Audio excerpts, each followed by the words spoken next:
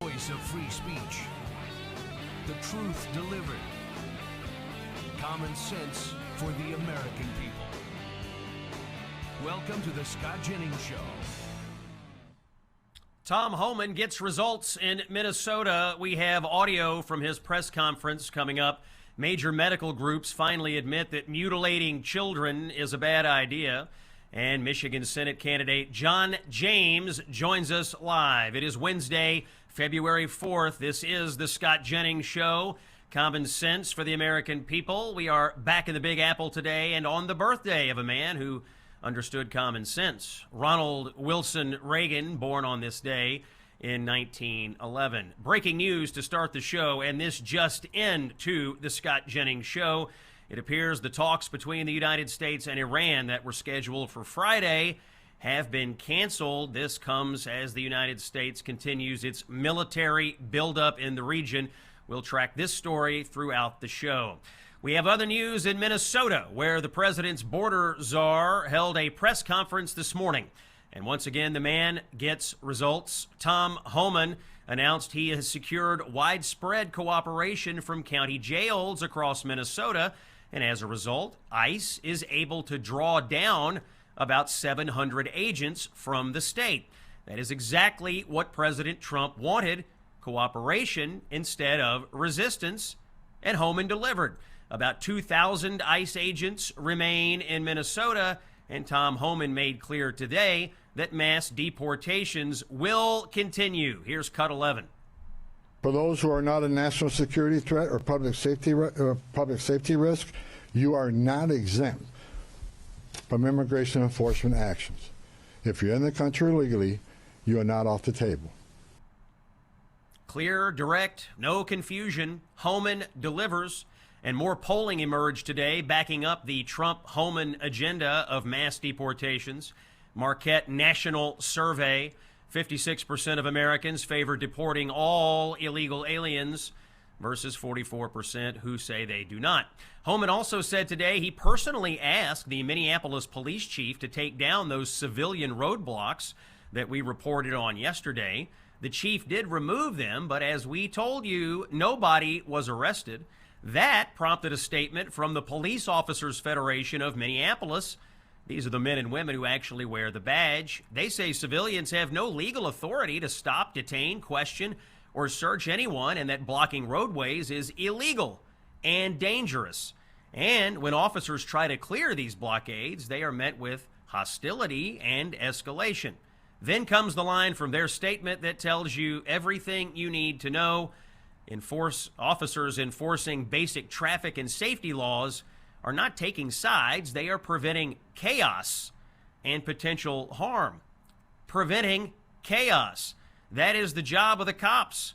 And the Democrats hate it because chaos is no longer something that Democrats fear. Chaos is something they now prefer. Let's stop pretending that any of this is about protest. This is all about power, creating chaos, attacking the police, unleashing political vigilantes, all to force a return to open borders and an end to mass deportations.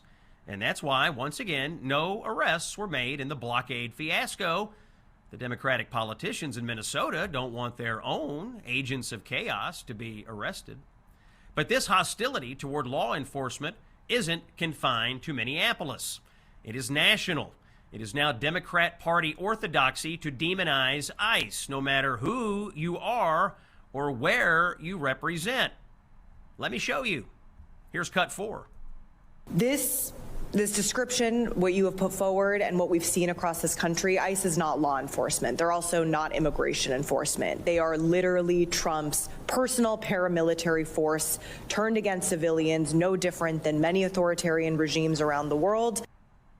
That's a sitting Democrat in Congress from Arizona openly attacking the cops. Here's another one, Cut 5.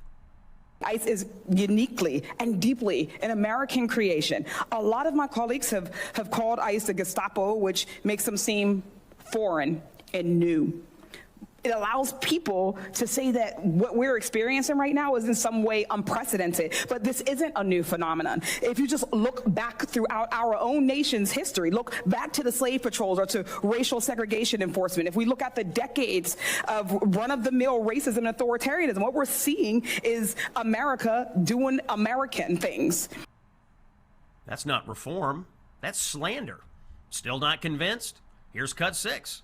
If you still work for them, that's a decision. And I'm saying, as a governor, I'm going to make a decision that you can't work in the state. I also am calling on every governor, use your emergency powers and take away the driver's licenses of these folks who don't want to wear or don't want to take off their masks. And finally, here's one for good measure. A member of Congress from New York says people really ought to shoot the police. Cut 19. But what is really the major problem in this country today is the fascism in our streets. The attacks on American citizens by masked hoodlums. If you were attacked by a masked person, you might think you were being kidnapped. You'd be justified in shooting the person. A Democrat says, sure, go ahead, shoot the police. Ask yourself something simple. Why are Democrats more committed to demonizing law enforcement than in defending you, law-abiding citizens?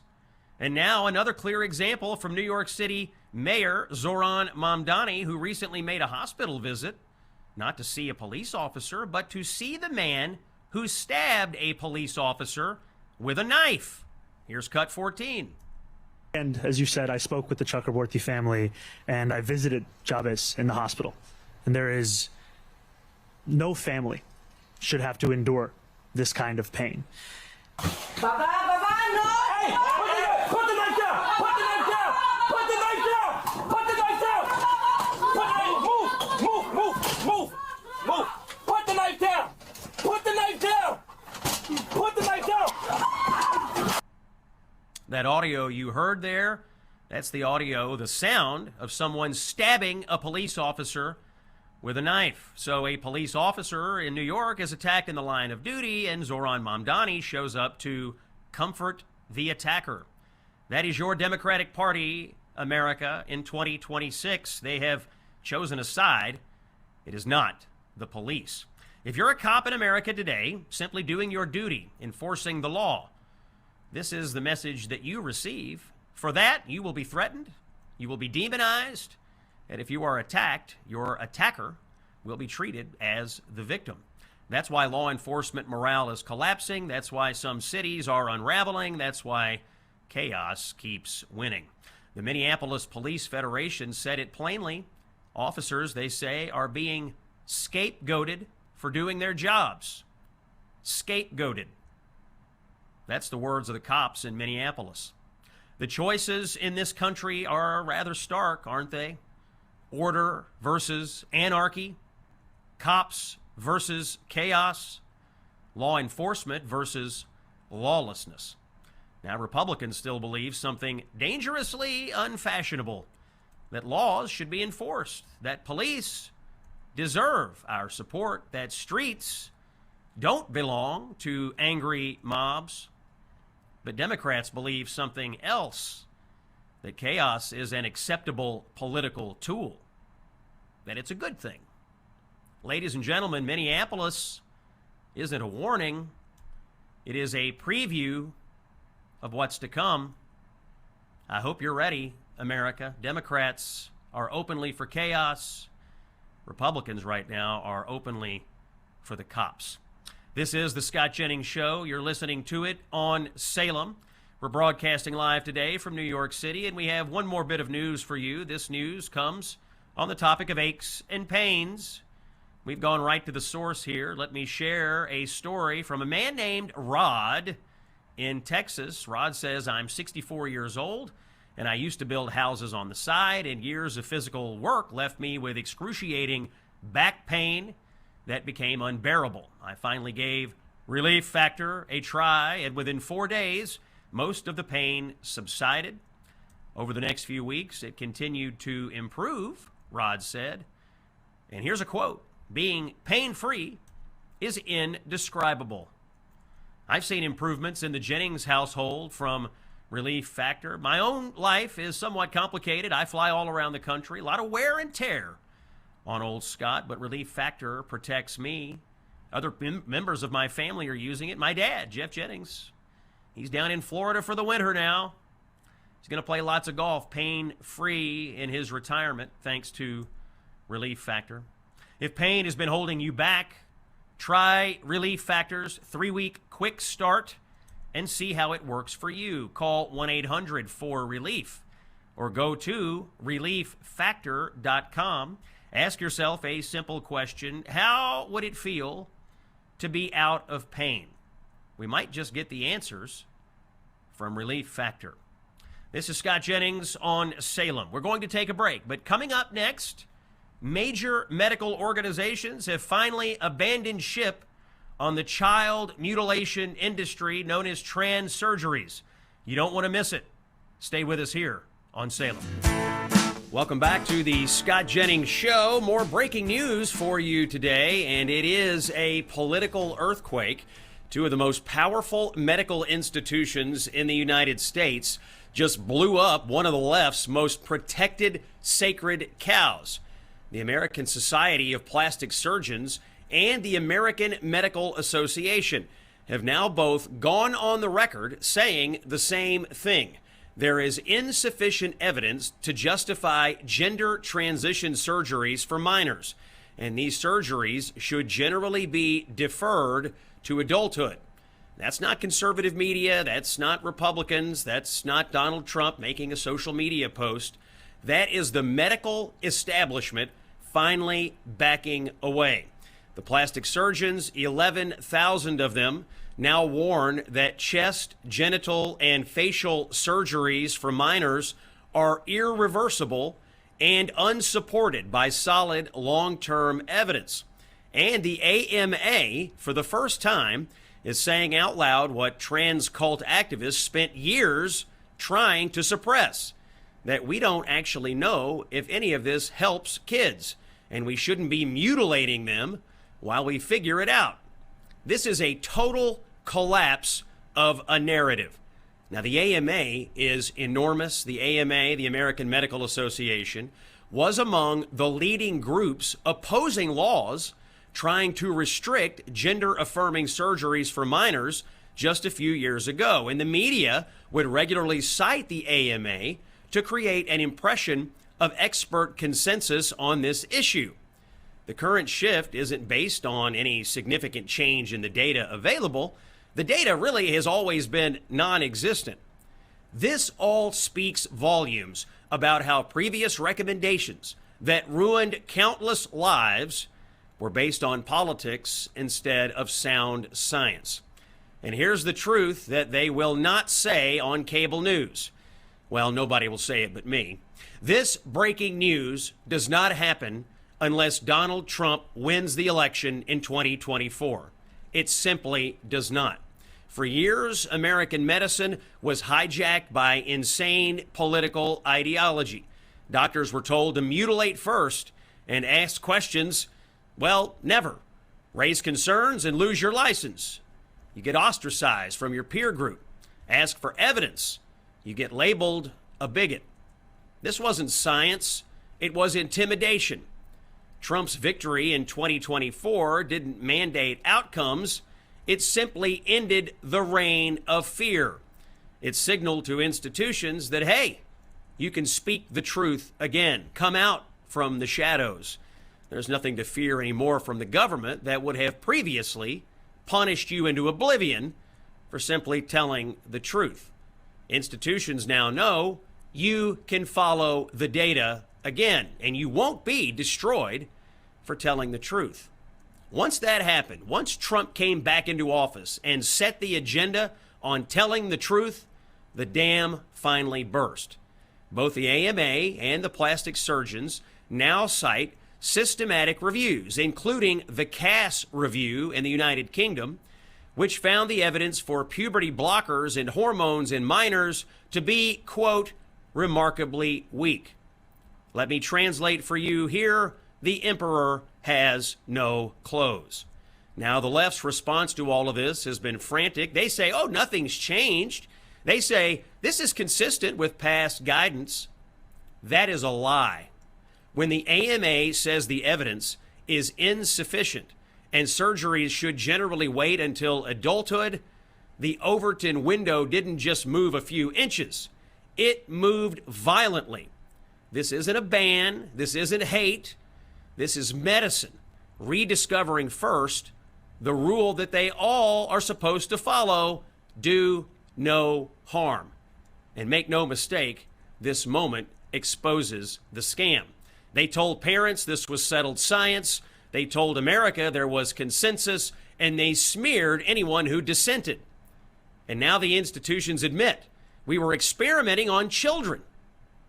On children. When they write the history of this era on this topic, some folks are going to be remembered, well, less than fondly. Let's put it that way. What they did to children was unconscionable. And you know what? A lot of parents went along with it. So remember this moment when the lie finally cracked, not because activists surrendered, but because reality finally fought back. The revolution of common sense strikes again, folks. But it's not over. Do you know what comes next? Accountability. My view, prosecute and punish the monsters who did this to kids in the first place. Michigan Congressman and candidate for governor John James is with us when we come back. We'll take a break. Don't miss all of the news here on The Scott Jennings Show. Hey, it's Scott. Listen, when I prep for my CNN debates, I need to know exactly where the national conversation is headed. And it turns out it's helpful to know that in your everyday life as well. And that's why I tried out Free Spoke. Now, it's my go-to place for search and for news. When you use Free Spoke, it's a search platform that gives you the full story. You get information from the left, you get it from the right, you get non-mainstream, you get independent journalists, you get podcast insights. What you get from Free Spoke is the full story all in one place. And here's the thing, when you search on Free Spoke, you know they are not going to sell your data. It's quite something, actually. It's fast, it's private, it's unbiased. Free Spoke helps me research topics and make sure that I understand the full picture. You can have this tool as well. Just go to freespoke.com/Jennings to download their app for free. And as an exclusive for my listeners, use promo code Jennings after you download it and get 35% off the premium version. You go ad-free and you unlock deeper elite tools to have control over your information. So don't rely on incomplete information. Take control of your own information environment. See every perspective so you can think for yourself, just like I do before every debate. The very definition of never back down. Here's Scott Jennings. It is Wednesday, February 4th. We're tracking a big political campaign up in Michigan, this one for governor, and one of the candidates is Congressman John James, who currently represents Michigan's 10th congressional district in Washington, but he's trying to take his self statewide in Michigan, and he's standing by. He's going to join us in just a moment for a big interview. First, here is something every parent needs to hear. More kids are being targeted online through gaming platforms, social media, and messaging apps. Big tech is not doing enough to protect them, many people believe. These companies profit from screen time and engagement. And when predators slip through the cracks, families pay the price. Child Help, our partner, Child Help, hears from children every day who were contacted through games and apps, kids who were groomed, manipulated, or threatened by adults who were pretending to be someone else. One boy reached out through Child Help's chat hotline, terrified and ashamed. An adult that he met in an online game was demanding photos and threatening to lie to his parents if he did not comply. Getting in touch with Child Help, though, saved that young man's life. That is why Child Help matters. Your donation supports life-saving programs. Every $27 donation can help save one child from abuse. I donate to Child Help. I believe in Child Help. I know their executives. I have visited their headquarters. I am a proud donor. I encourage you to do the same. If big tech will not protect our kids, we all have to do it. Donate at childhelp.org/Scott or text Child Help to 94878 and donate your $27 today. All right, it's Scott Jennings here on Salem. Big interview today. Congressman John James of Michigan is with us and now candidate for governor. Welcome into the Scott Jennings Show. Hey, Scott, thanks for having me. Good to see you, my friend. I want to get your reaction as we start this interview to a clip about the SAVE Act. This is the idea that we need to ensure citizenship and check IDs when people vote. It's not terribly controversial to me, but let's hear from Chuck Schumer. Here's cut 13. We've got to get this done, and we've got to get it done very quickly. The SAVE Act is an abomination. It's Jim Crow 2.0 across the country. We are going to do everything we can to stop it. Congressman James, what is your reaction to Chuck Schumer's ridiculous talking point? Shame on him. Shame on him for his bigotry and for using such an ugly memory for political talking points. Chuck Schumer, especially given his background, should know better than to use things of that nature. I was raised by two parents from the Jim Crow South who escaped horrible racism. People in my family watched their uncles swing from trees. One was lynched in his uniform after getting back home from World War II. Comparing voter ID and election integrity with that is unconscionable. And this is a part of the bigotry you see amongst Democrats talking about Jim Crow like they didn't invent it. This is what you hear from them all the time to justify their clinging to power. Frankly, Black people are capable of getting IDs. Black people are capable of knowing how to work a computer. Black people are capable of excellence, despite what they think. If you don't vote Democrat, you ain't Black. We are not defined by our skin color, and somebody should let Chuck Schumer know this. Election integrity is of utter importance, especially in a state like Michigan, where 16 illegals voted. And you know who admitted that? The current Secretary of State, whose job it is to secure our elections, who's currently overseeing her own election for governor. That's the race I'm running in. We're going to be bringing election integrity. We're going to be bringing back election security, because frankly, the biggest threat to democracy happens to be Democrats in our constitutional republic. That's Congressman John James of Michigan running for governor. Congressman, in your campaign, you have been promoting something you call the Freedom Agenda to expand opportunities for Michiganders. Tell us, what are the main planks of this Freedom Agenda on which you're running? Thanks for asking. Well, we're just getting started, but we're leading the way with ethics and transparency. Look, I don't trust a government that doesn't trust me, and you shouldn't either. And so that's where we're starting.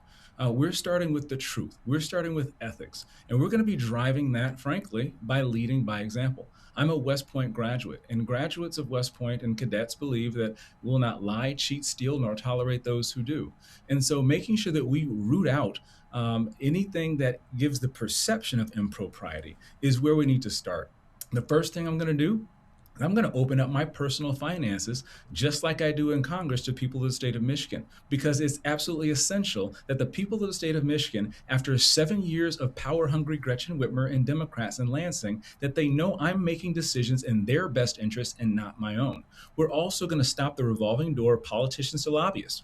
We're also going to stop family members and spouses and close associates from sticking their hand in the cookie jar. Gretchen Whitmer is spending $20 billion more per year than she spent during COVID. Where is that money going? Do our roads look 25% better? Are our schools 25% better? Is our public safety 25% better? Absolutely not. You have states with lower taxes run by Republican governors that are doing much, much better. We are losing population, and I think it starts by making sure that we have a government that's accountable to the people, having more local control and making sure that we get back to the fundamentals. And that's what I'm going to be focused on, of course, bringing ethics and transparency and building on it from there. Congressman, your plan also calls for reviewing and correcting mistakes that were made during the COVID era. Tell us, in your opinion, what did we get right and what did we get wrong during the pandemic? And if you were governor and something like that happened again, how would you lead the state of Michigan? Look, people talk about being Monday morning quarterbacks and hindsight being 2020. That's bullcrap. This is why experience matters. Now is not time for experimentation. I'm a combat veteran. I understand what it takes to make life and death decisions in a split second. Gretchen Whitmer was doing things that I was calling out back years ago. It was going to devastate our state, devastated our children with our education, with our kids falling down as low as 44th in the entire nation in terms of educational attainment, keeping our seniors in nursing homes, getting sick, and many people had to pass away without the benefit of having spouses or family around. When you look at what happened to our businesses, when you look at people who left our state is 49th out of 50 in terms of population growth. And so part of what my plan is, I recognize that we're never going to bring back our loved ones, but we have to do every single thing we can to refund these fines, to expunge these records, where patriots and regular Michiganders were just trying to run their barber shop, keep their gym open. I've met with a number of people who feel like they were on the brink and they had to survive. At no point should a government ever, through their tyrannical processes, ever infringe upon the rights of individuals. We're going to be focusing on local control. We're going to go back and make sure that this kind of thing never happens again. And we're going to make it right wherever we can for the people of the state of Michigan. That voice you're hearing, Congressman John James of Michigan. He's running in the Republican primary for governor in Michigan. Congressman, I want to shift gears to talk about education. There is a federal case in Michigan that is moving forward that has to do with what schools have to tell parents about children who are engaging in trans activity using different pronouns. The case I'm referencing argues that a student changing their name or pronouns without parental notification undermines the authority of parents. What is your general view on this? What should schools be telling parents? Is there ever any situation where a school in Michigan should withhold information from parents when it comes to the health and well-being of their children? No, and I want everyone to hear me very clearly. Kids cannot consent, and parents have a right to know. And as governor, if anyone gets in the way of the relationship between a parent and a child, you will have to account directly to me and whatever law and authority that I have under my jurisdiction. The good Lord established 3 relationships. 1 was a relationship between man and him. 2 was a relationship between a man and a woman. And 3 was a relationship between parents and children. We are endowed our rights by our Creator, not by the government. The government is intended to guarantee these rights, to protect these rights. And then when you have any entity, whether it be big tech or big government, at any level infringing upon those rights, the leaders are duty bound to protect those rights and protect the people. And there's nothing more sacred than the relationship between a parent and a child. I will absolutely protect that. And as a father of 3 children myself, a 12-year-old, a 10-year-old, and a 6-year-old, I will absolutely lay across the train tracks for your child as well. More generally on the issue of education, what are you focusing on as you campaign to improve Michigan schools? Guys, it's basic. It's really not rocket science. It's actually just reading, writing, and arithmetic. It's focusing on the fundamentals. It's focusing more on academics than activism. It's actually getting back to things that work. Everyone wants to talk about the Mississippi miracle, but my father left Mississippi for better opportunities. And now within a generation living in Michigan, my children, his grandchildren may have to leave to find it because people are focusing on all the wrong things. Why are we talking about social emotional learning instead of ABCs? We need to be focusing on the things that will give children the skill sets that they can achieve so they can read. Adult literacy rate in Detroit is 50%, and that directly ties to the fact that 1 in 2 children in Detroit are in poverty. 13% of third graders can read at grade level. Michigan as a whole, 44 out of 50 in terms of literacy and academic attainment. We deserve much, much better. So we're going to be focusing on the fundamentals. We're going to be training our teachers. We're going to be compensating our teachers. We're going to be bringing accountability and competition. And we're going to be getting more resources to the classroom. There are more school districts in the city of Detroit and surrounding areas than there are in the entire state of Florida. The amount of overhead that is being wasted that's not even getting into the classrooms is astronomical. And so just by focusing on the fundamentals, using the same business practices that help make my business successful, and really talking to parents and getting to understand what they need. But this is also big, Scott. This is important. Gretchen Whitmer has not opted into what we passed last year in the One Big Beautiful Bill. These are scholarships that are due for parents. The parents can opt in if a governor opts in. If Gretchen Whitmer does not opt in to these federal scholarships for parents to choose where they will send their child to be safest and most successful, then I will opt into this program day one so you can choose where to send your child.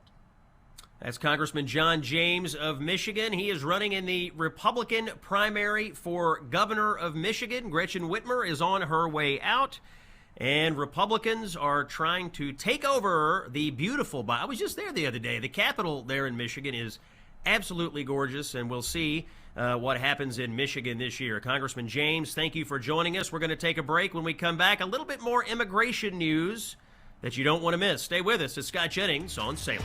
The one thing you can count on here on this show, we tell the truth. You can count on it. It's the Scott Jennings Show. Indeed we do. Thank you for listening to Common Sense for the American People. It is Scott Jennings here with Salem. Rounding out the hour with some news on immigration, a federal judge, stop me if you've heard this one before, has now blocked the Trump administration's move to end temporary protected status, also called TPS, for more than 350,000 Haitians, including many currently living in Ohio. This is another attempt by the courts to stop the administration from doing its most basic job, which is controlling who comes in and out of the United States. Let's remind everyone what TPS actually is. It stands for Temporary Protected Status, emphasis on the temporary. It was granted to Haitians after the 2010 earthquake that was 16 years ago. At some point, any rational person would say temporary has to mean temporary. Tricia McLaughlin of the Department of Homeland Security made exactly that point yesterday. Here's cut number 2. I think it's a whole lot of word salad. I think it is a lawless and naked activism from the bench. It looks like we will be bringing this to the Supreme Court. We believe we will be vindicated. Dana, this is a program, temporary protected status, that is designed to be temporary. Haitians were given temporary protected status 15 years ago because of an earthquake. That shouldn't be happening. This can't be de facto amnesty in this program. That's not what it was designed to be. De facto amnesty, Tricia has it right. And by the way, Tricia McLaughlin will be on this show tomorrow. Make sure you tune in for that. And by the way, this isn't really just a one-off decision. Under President Trump's direction, Kristi Noem has already revoked temporary status for 600,000 Venezuelans, 60,000 Hondurans, Nicaraguans, and Nepalese, 160,000 Ukrainians, and thousands of others. What this is about is restoring the rule of law. But like clockwork, here comes the federal judiciary. The judge in this case is Anna C. Reyes of the U.S. District Court in Washington, a Joe Biden appointee, of course. And here is the key part. She didn't block what Trump wants to do here because the law forbids it. The law very clearly allows the president to end temporary protected status. Judge Reyes blocked it because she didn't like the language used by Kristi Noem, who referred to some migrants as leeches and killers, which is true. I'm not exaggerating here. The judge literally cited her personal offense at this language. Then, in the order, she went on to list individual migrants and their jobs as proof that she's right, because apparently that's how we do immigration law now in the United States, based on vibes and feelings. It's not just the judge who is upset, by the way, about all of this temporary protected status business for Haitian. There's a woman in Boston who is very relieved none of these Haitians are being deported. Let's take a listen to her, cut number 1. and it's really fun having them. What I realized is there's so much prejudice against refugees, mostly because people don't know them. Lisa says she feels like she has her own personal chef, as Wildande loves cooking. Te gusta? So a woman in Boston took in a Haitian family and says, boy, I really am glad they're staying. It's like having our own personal chef here. You know, I think there is a word for this. I feel it's on the tip of my tongue. What is the word? Maybe it'll come to me in just a second. It's immigration madness out there, whether it's in Minnesota or on the federal bench right now. There's a bunch of people in this country who are trying to stop the President of the United States from enforcing legitimate immigration law, and they are working overtime to keep millions of people in your country who should not be here. It's Scott Jennings on Salem. We are rounding out the first hour. We've got a great second hour coming up. Before I go, I do want to remind you that we are taking a cruise, and by we, I mean you and me. The unforgettable Gulf of America cruise is coming up in November. It's right after the election. It's going to be me, Mike Gallagher. Gallagher, by the way, plays shirtless pickleball on the Lido deck. You won't want to miss that. Turquoise waters, white sand beaches, incredible food, and insightful conversations about the future of our country. The legend, Mike Gallagher, and I will dive into all the issues shaping America as we all cruise together through these stunning destinations. I would like to see you there. Book your cabin today. Text the word cruise to 94878 or visit scottjenningsshow.com and click on the Gulf of America cruise banner. We're cruising in November. We, you, and me. It's Scott Jennings. We're taking a break. More next hour. Stay with us here on Salem. The voice of free speech. The truth delivered. Common sense for the American people. Welcome to the Scott Jennings Show. Okay, it's Wednesday, February 4th. Another hour of the Scott Jennings Show here on Salem. Common sense for the American people. Quick check of the news here before our next interview. The president's border czar, Tom Homan, announced in Minneapolis this morning that he was withdrawing 700 federal agents because of increased cooperation from county jails in the state. Homan made it clear that enforcement priorities are targeted to violent criminals, but he said no illegal alien is off the table and that mass deportations will continue. This just into the Scott Jennings Show. The talks between the United States and Iran that were set for Friday have been canceled. The Iranians only wanted to discuss nuclear issues. They're obviously not serious, so the United States says no talks on Friday. Secretary of State Marco Rubio made a statement earlier today saying that the U.S. was willing to talk, but obviously the Iranians are not as serious. The United States is building up military might in the region.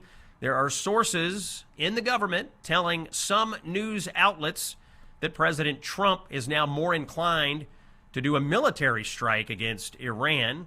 These are unconfirmed, blind quotes in some news articles. We don't have anything hard or specific, but obviously the situation between the United States and Iran is deteriorating.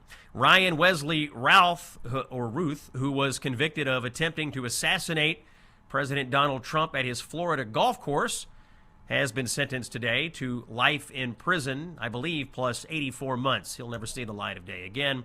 And as much of the country continues to dig out from severe winter weather over the last couple of weeks, we are all taking stock of the U.S. electrical grid and exactly how did we keep the lights and the heat on in this country, which was under a deep freeze. And that is why we have our first guest today. He is the director of the Office of Cybersecurity, Energy Security, and Emergency Response at the Department of Energy. He is a Trump appointee. His name is Alex Fitzsimmons. Alex, welcome into the Scott Jennings Show. Scott, it's great to be with you. Thanks for having me.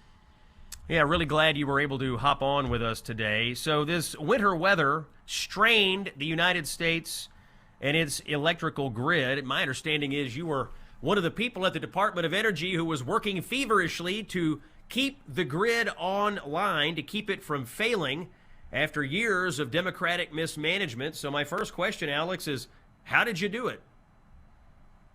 It's a great question, Scott. It's a tough job, but somebody's got to do it. We're firing on all cylinders here in the Trump administration. Winter Storm Fern was an historic storm that impacted more than 200 million Americans across 200 states. First and foremost, we have to thank all of the frontline workers, the linemen, the police, the firefighters who have been working around the clock. Under the leadership of President Trump and Secretary Wright, we've been coordinating closely with the energy sector, who deployed more than 64,000 personnel to rapidly restore power to almost 1 million people who were impacted by the storm. Still work to do. We're surging resources into areas to finish the job. Most of the power outages that were a result of Fern were due to ice falling on power lines that run to people's homes. The bulk power system, the generation and transmission system that's the backbone of our country, that stood up, that held up, and there's a few reasons for that. One of them is that Secretary Wright issued a series of emergency orders over the last year after President Trump declared a national energy emergency on day one of his second term. Those orders prevented the premature retirement of more than 17 gigawatts of reliable dispatchable generation that helped keep the lights on during Winter Storm Fern. Secretary Wright also issued a series of orders to leverage more than 35 gigawatts of backup power at data centers and other large industrial sites to stabilize the grid. And then third, the last point, most important, is that the most reliable sources of energy that we have showed up when the American people needed the most. 85% of the power that was delivered during Winter Storm Fern came from three sources: natural gas, coal, and nuclear, in that order. Those are the resources that kept the lights on and kept people warm, and those are the common sense policies that you see from the Trump administration. Alex, I want to focus on that last point you made about the sources of energy that kept the lights on and kept the heat on for millions of Americans. It wasn't solar and it wasn't wind. It was natural gas, coal, and nuclear. Now, the previous administration had downgraded those resources, had shifted focus to these renewables, but the Trump administration and the Department of Energy now, we're focused on fossil fuels. We're focused on things that work. We're focused on things that are dispatchable, and we're focused on things here that are cost efficient. Tell us, if Trump had not been in office, if the previous administration's policies had continued, what would have happened to the electrical grid in the United States? It's a great question, Scott. The American people were burdened by 4 years of disastrous energy subtraction policies that resulted in skyrocketing electricity costs by 20 to 30% and much more in many areas. And this is simply because they invested in systematically deindustrializing the United States, prematurely retiring the reliable, dispatchable, always-on sources of generation that we need to meet peak demand. The energy system is built to meet peaks in the summer and the winter, as we just saw.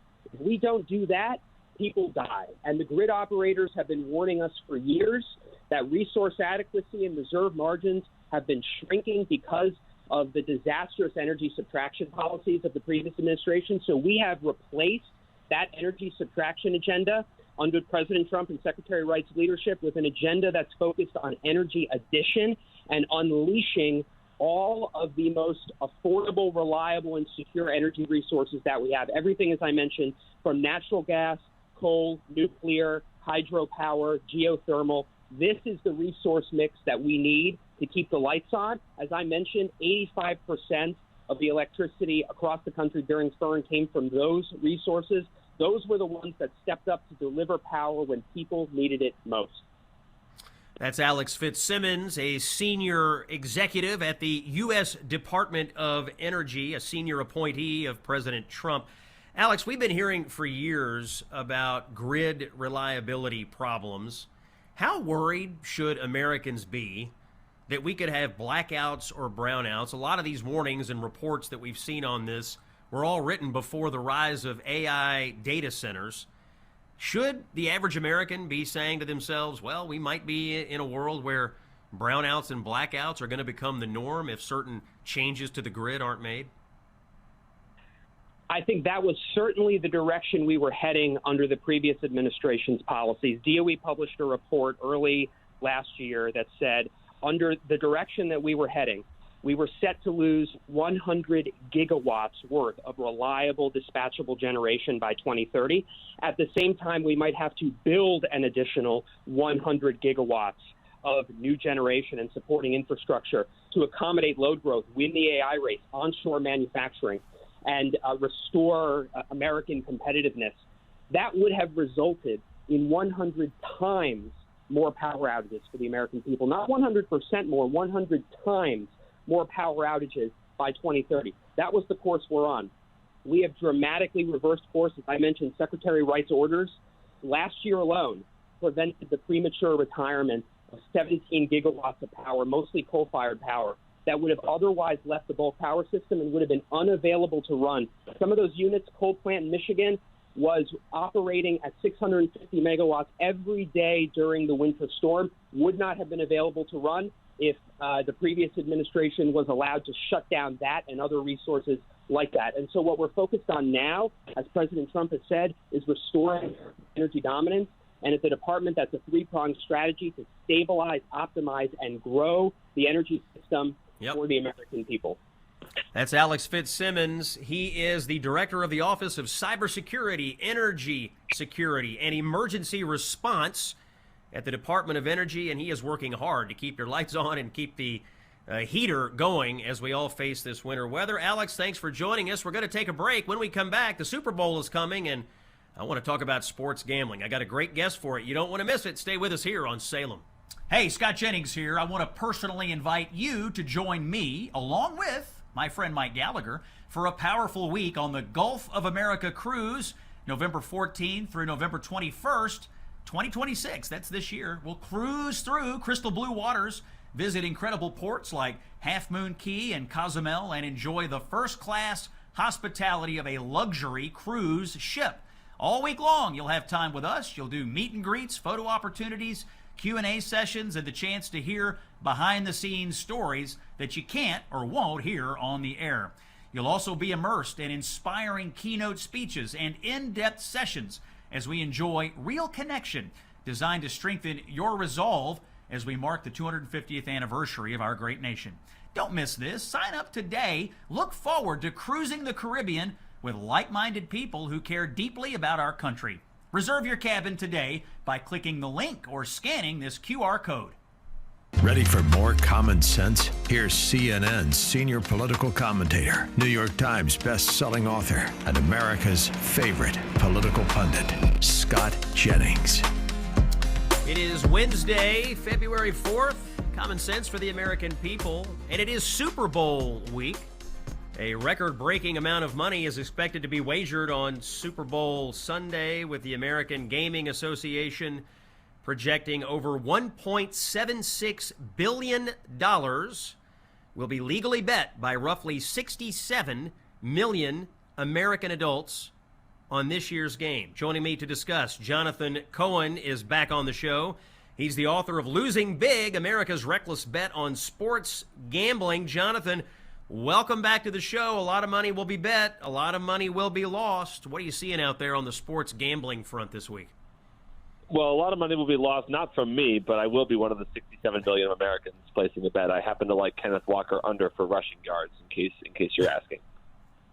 Got it. All right. Thanks for the tip. Tell us about the nature of gaming this year, the explosion of sports gambling access, and I also want to get in with you a little bit on this prediction markets, because they're kind of encroaching in on the sports gaming market, aren't they? Right. So on the sports betting front, so this, all folks may remember, was unleashed by a Supreme Court decision now 8 years ago in 2018. And I think we've sort of settled into a bit of a holding pattern, so to speak, where people, half of American men between the ages of 18 through 49 have a DraftKings or a FanDuel account or some other sports betting account. And as you said, the number, we've gone from $5 billion bet on sports per year to $1.76 billion bet on a single weekend, and about $150 billion bet over the course of the year. But not included in that number, in that $1.76 billion bet on the Super Bowl, is prediction markets, which is this relatively new backdoor, basically, semi-legal, probably legal, weirdly regulated backdoor that allows people who are, first of all, under the age of 21, and then who live in states that do not have legal licensed sports gambling to bet on sports.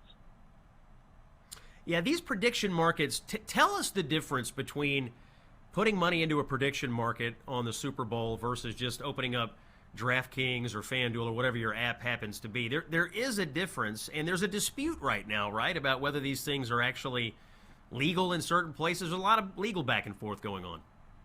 Right, and I'm not going to bore folks by recounting all 35 ongoing lawsuits for these companies, but so technically, I mean, really, from a user standpoint, there actually isn't as much of a difference as you would think. If you want to bet on Kalshi or Polymarket as being the largest providers on the Super Bowl, really there's some differences on the user interface side, but really functionally it's the same thing. Of course, the companies have to claim that they are investment platforms, not gambling platforms. So they'll, if I wind up with a broken leg tomorrow, it's because I called them gambling, not investing. But they really are just gambling platforms, and there's some differences. Technically, you are gambling against other users rather than gambling against the house, and that is in part how, as you said, they've gotten into this legal question where they claim they are financial platforms. They claim these are investment interests, that you are not buying a sports bet, you are buying an event contract where you are wagering on the outcome, or not wagering, you are investing in the outcome of an event. In this case, it happens to be sports, and that is different somehow, they claim, from gambling and from betting on sports. Yeah, you named two of the biggest prediction markets out there, Polymarket and Kalshi. I'm sure many of our listeners have seen commercials for them. I read, by the way, that they are opening dueling free grocery stores in New York City. So we got free grocery stores from the prediction markets before we got them from Mamdani here. What is the angle for these prediction markets and opening up free grocery stores to people in New York? So, of course, it's a publicity stunt, and it's silly, and it doesn't make any difference, and we shouldn't pay attention to it. But also, to be candid, it sort of speaks to, I think, the sort of childish nature of these companies. I think Polymarket was the first to announce that it was going to sort of launch something like this, and then Kalshi, of course, not to be one-upped, has to announce that it's doing the same thing. And candidly, if you look at their advertising, if you look at the way they're run, if you look at their social media teams, which are in the replies of sort of really small accounts arguing over very small details of how prediction markets work and their legality, these are just not companies that are sort of taking themselves seriously, in my estimation. And so I think that the grocery store thing, yes, of course it's silly, but it actually is sort of indicative of how juvenile, in many ways, these companies have chosen to behave. That voice you're hearing today, Jonathan Cohen, author of the book called Losing Big, America's Reckless Bet on Sports Gambling. Jonathan, you've become the official sports gambling correspondent of the Scott Jennings Show, making your second appearance on the topic. We will check back with you after the Super Bowl and as this story continues to unfold throughout the year. We're going to take a break, but when we come back, Oklahoma Senator James Lankford is here. I really want to focus on the news of these medical organizations finally turning against surgery, trans surgery for kids. More on that when we come back here on Salem. He's the author of the best-selling book, A Revolution of Common Sense. Here's Scott Jennings. It is Wednesday, February 4th. Common sense for the American people. Scott Jennings is here. We've got a lot of breaking news going on today, and to comment on all of it, my next guest is here from the great state of Oklahoma, a fierce fighter for ending government waste. Welcome, Senator James Lankford, back to the Scott Jennings Show. Thank you for being here, sir.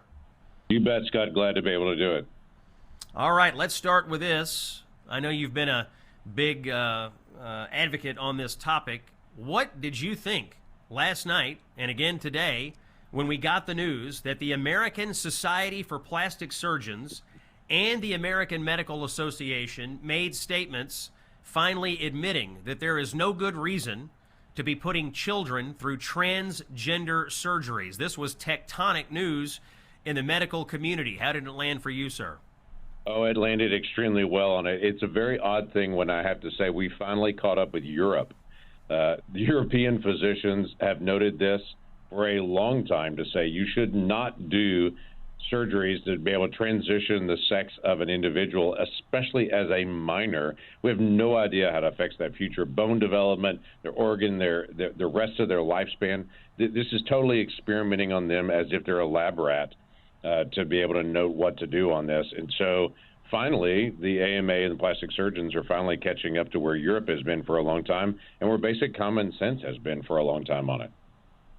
There was a lawsuit announced this week. A girl in New York won $2 million in a judgment after suing the people who, I guess, talked her into getting a transgender surgery when she was a minor. Do you think that lawsuit is what forced the hand of the plastic surgeons and the AMA, or do you think this was brewing, or do you think there was something else going on in the background?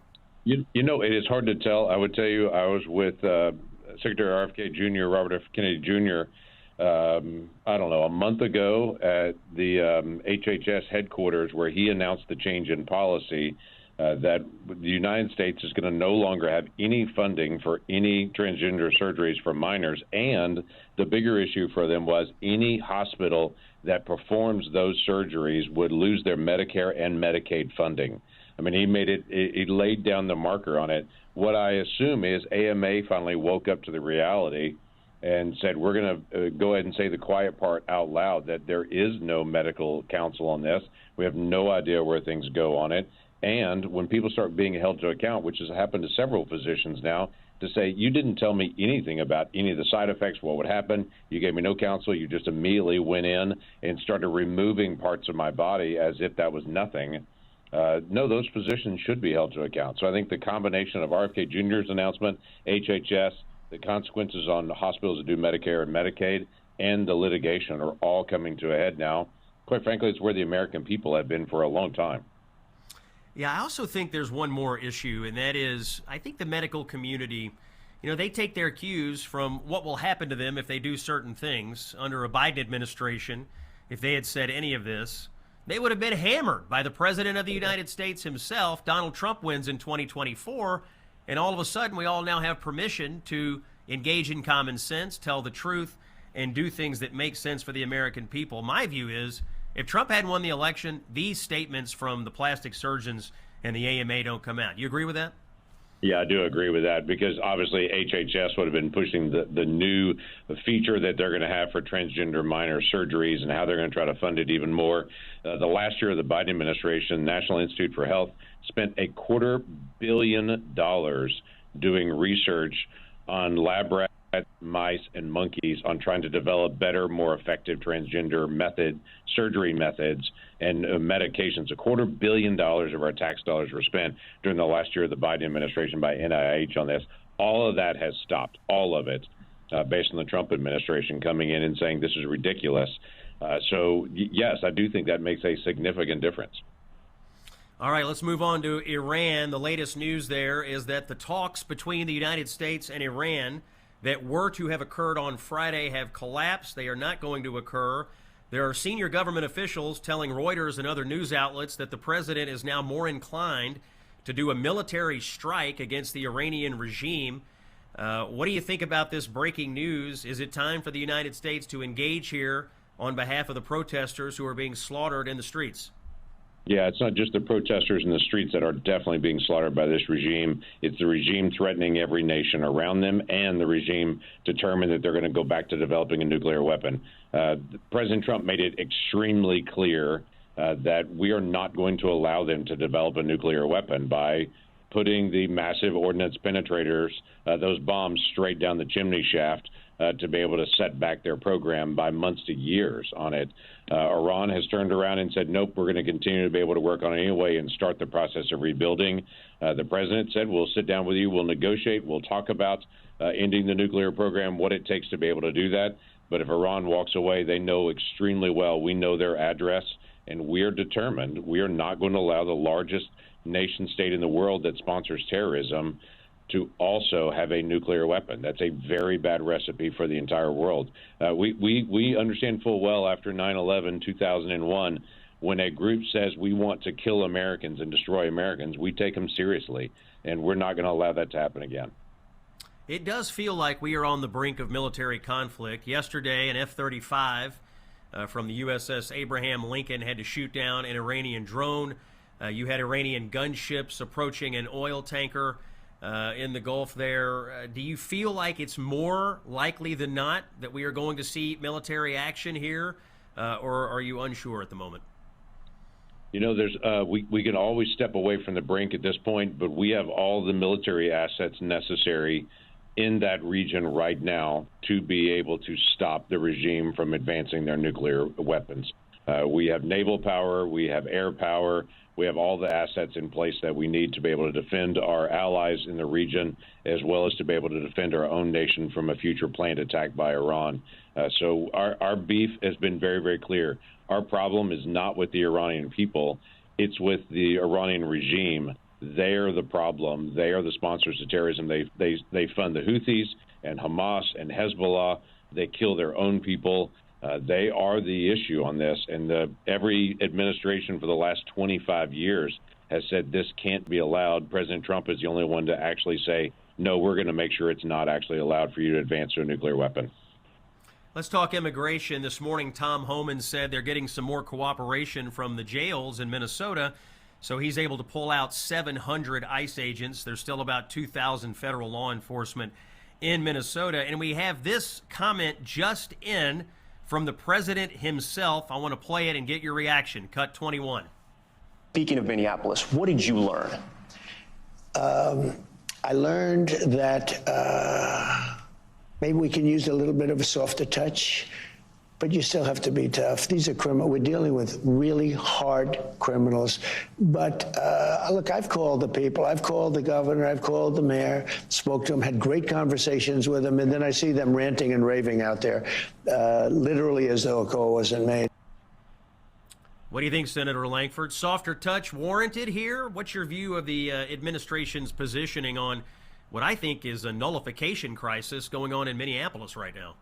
Yeah, so Minneapolis is, as several other sanctuary cities, that they say we do not want the federal government to remove criminal aliens from our streets.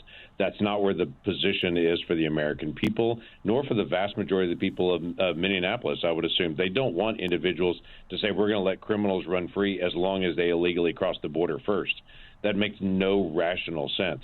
None of this would have been an issue if ICE would have been allowed to actually pick up criminal aliens in the jails. So Democrats keep saying we don't want roving patrols. Well, roving patrols only happen when we can't pick up these individuals from the jails. If you cut them loose, then ICE has to go find them and to be able to go pick them up. So I do like what Tom Homan is doing here. If we don't need those extra 700 people because we're getting some cooperation from local law enforcement, great. Those 700 agents can move to another community and they can do arrests in that community. We don't have to have more there. But when local law enforcement wasn't helping, wasn't participating, in fact, was blocking them, then we've got to have the agent force that is needed. But we've got local folks to be able to help us. Great. Then federal folks can go do other responsibilities in other areas and continue the work that needs to be done. That's Senator James Langford of Oklahoma. Senator, the talk of the town for the Senate right now is the SAVE Act. Oh. And there's also some discussion about what Senator Thune, Leader Thune, plans to do with that and what he plans to do with the filibuster in relation to some of this. What can you tell us? What's the latest word on the SAVE Act, the filibuster, and all the rules here? Well, we got to get all of our terms here because it's either the SAVE Act or the Save America Act or the Citizenship Accountability Act. There's several versions that are out there now on this. The SAVE Act started with you've got to show proof of citizenship to register, and then there was a comeback to say, well, hold on, let's do the Save America Act. That one is proof of citizenship to register and to vote, that you've got to show a valid ID to be able to vote. There are several versions of that. I am all in. It is already federal law right now that you cannot be illegally present in the United States or a non-citizen of any form. You can't have a visa, whatever it may be, and then vote in federal elections. That's already federal law. But right now the states just say trust but no verify. I don't do trust and no verify. We got to trust and verify on it. In my great state in Oklahoma, we actually verify. Everybody has to have voter ID when they come in, and somehow millions of people are still able to vote on this. So we think it's a pretty straightforward thing to say you've got to be able to have. We've got to know you're a citizen when you register. You've got to be able to show ID when you actually vote. There are multiple versions floating around on this. Let's settle in on what's the key one and then actually get that done. As far as for the filibuster, Democrats, as you remember, they wanted to blow up the filibuster over their version of federalizing elections on it. I opposed that then and said, no, I know what Democrats will do with the filibuster when they ever get power. If there is no filibuster, I know what they'll do. They'll make D.C. a state. They'll make Puerto Rico a state. They'll get rid of all right-to-work laws. They'll go after the Second Amendment. They'll increase transgender surgeries. I mean, you can just, the list goes on and on and on. They'll destroy all the immigration laws that are out there. That's what they're going to do if they lose the filibuster. Those things didn't happen during the first 2 years of the Biden administration because we still had the filibuster. I was part of that Senate minority at that time that was able to block the Democrats from doing all the things that they wanted to do. So I say to people, careful what you wish for. It's always fun to say blow up the filibuster to get what we want, but 10 years from now, 15 years from now, whenever it may be, when Democrats have the majority, I know what they'll do with it, and it is not good for America. And so that's one we need to go slow on to be able to determine what needs to be done. That's Senator James Lankford. Senator, if you don't mind, I'd like to hold you over through the break because I want to talk to you about some of the federal fumbles or government waste that you have been exposing. If you'll give me just a couple of more minutes, we'll talk about it.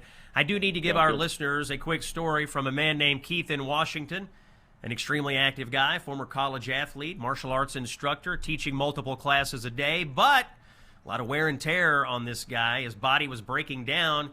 He tries Relief Factor, and his knee pain disappears, neck pain drops significantly, and he was able to keep training and earn his black belt. We're interviewing and hearing from people all over the country who are seeing results from the drug-free Relief Factor. If you'd like to move easier, stay active, and not let aches and pains control your life, try Relief Factor's 3-week quick start. Call 1-800-4RELIEF or visit relieffactor.com. Let's see if we can get you out of pain. More with Oklahoma Senator James Lankford when we come back. It's Scott Jennings on Salem. Stay with us. Fighting the left with the best weapon we have, common sense. This is the Scott Jennings Show.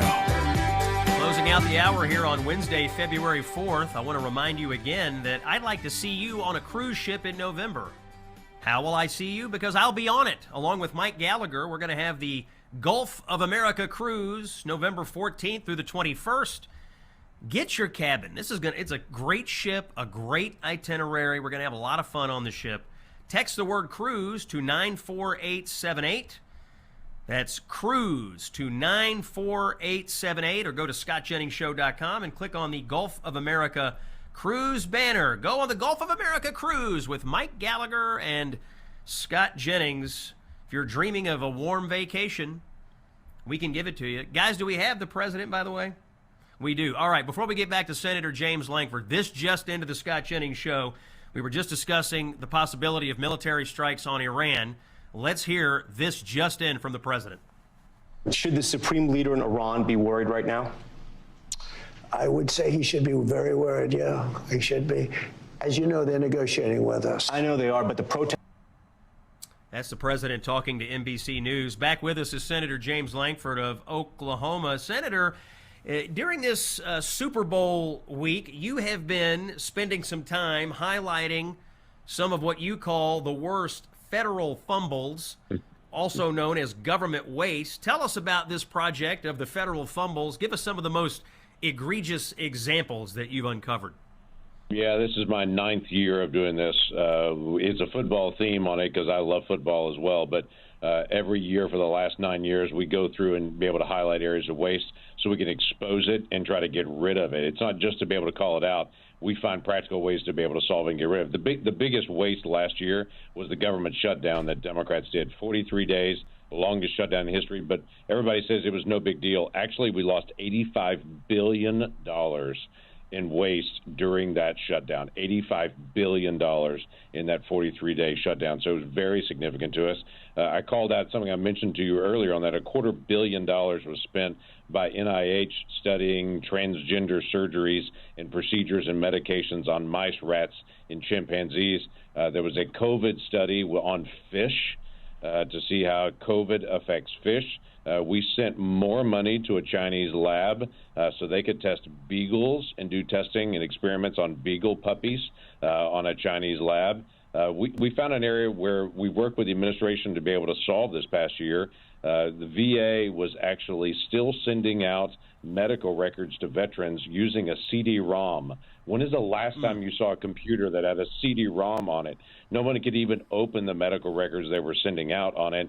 So we worked with the administration, got that one fixed and changed. And the same thing, we noted that for federal prisons, they could block out a cell phone and do cell phone jamming in federal prisons.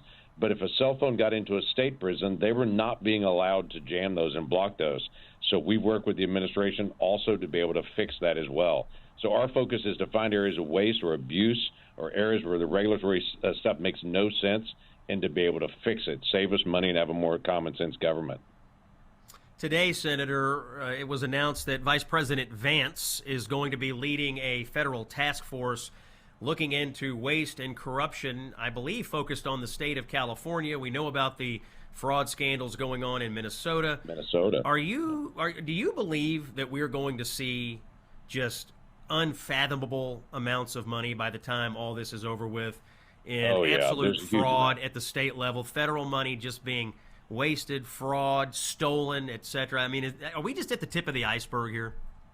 We are, but we're already past just the tip of the iceberg. Remember last summer, Republicans in our bill, the Working Families Tax Cut Act, we made a major change in how SNAP funding is done. We had a lot of states say, hey, this is federal dollars, not state dollars, so they don't police it.